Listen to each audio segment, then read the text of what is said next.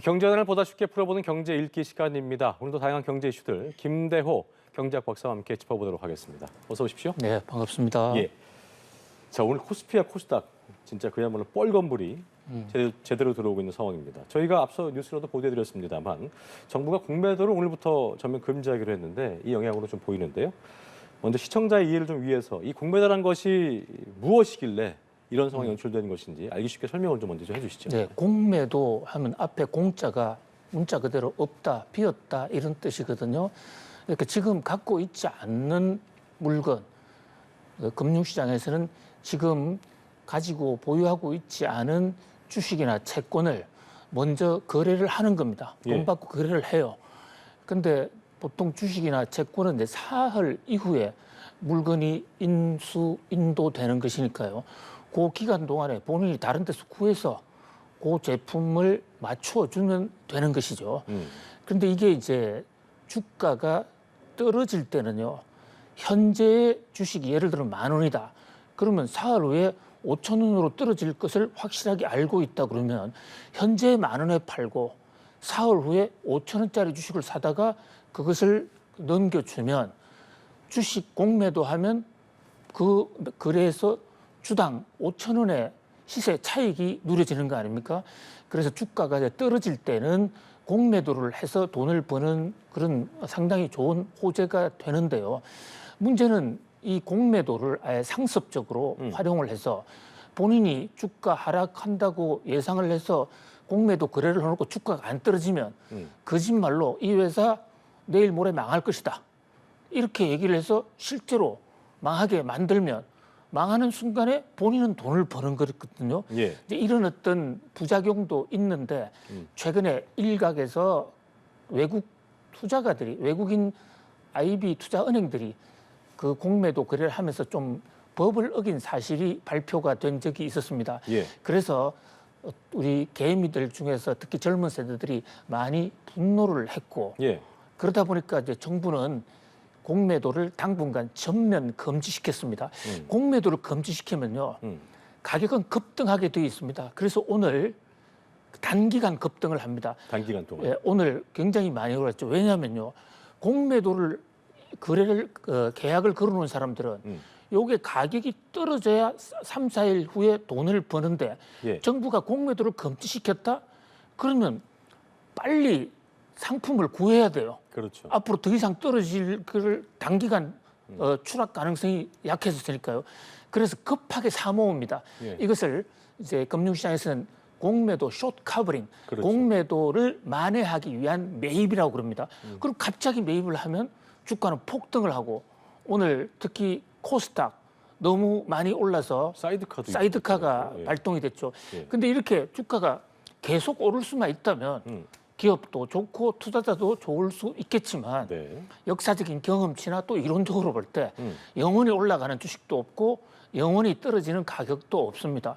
그러면 실세보다도 그 회사의 실제 내재 가치보다 주가가 더 오르면 급격하게 나중에 떨어질 수가 있거든요.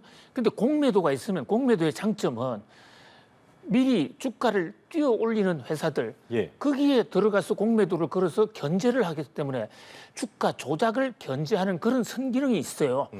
그런데 이제 공매도 완전히 금지시키면 그런 선기능이 없어져서 시장이 더 왜곡될 수 있다는 이런 예. 우려, 공매도에 두 얼굴이 있는 것입니다. 그 부작용 얘기하셨는데 한편으로 이제 공매도 금지에 대한 우려의 목소리가 나오고 있는 것인데 예전에 이제 박사님께서 얘기하셨던 분 중에 하나가 우리 시장이 아직 넘지 못한 벽이죠. MSCI 선진국 지수 편입 이것에 악영향을 좀 줄 수도 있다는 예상도 나오고 있더라고요. 그렇습니다. 아주 직격탄이 될 것으로 보입니다. 벌써 블룸버그 뉴스에서는 한국이 별다른 이유도 없이 느닷없이 공매도를 금지해서 세계 글로벌 투자자들에게 실망시켰다. 예. 글로벌 투자자 입장에서는 지금 공매도를 전면 금지하고 있는 나라가 선진국 금융시장에는 아무도 없어요. 네.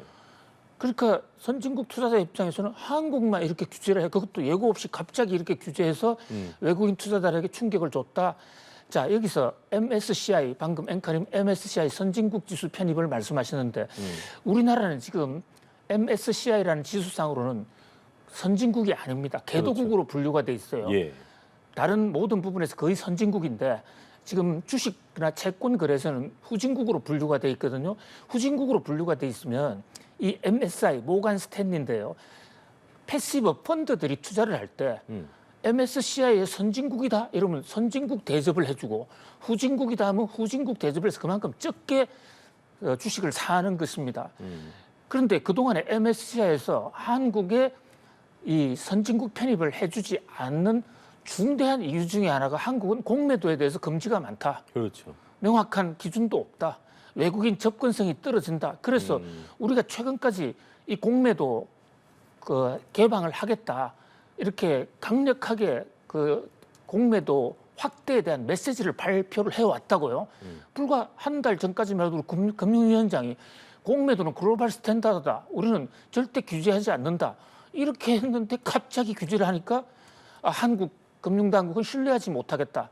한국의 MSCI 선진국 지수 편입은 물 건너갔다. 이런 보도가 나오거든요. 예. 이렇게 물 건너가면 외국인 투자들이 한국의 주식 투자를 그러니까요. 그만큼 적게 해서 결과적으로 개미 살리겠다는 공매도 금지가 네. 개미에게 중장기적으로는 타격을 줄 수 있고 한국의 금융 선진화 지수가 크게 떨어질 수 있다. 예. 이런 면에서 상당히 비판적인 시각도 적지가 않습니다. 알겠습니다. 지켜봐야겠고요.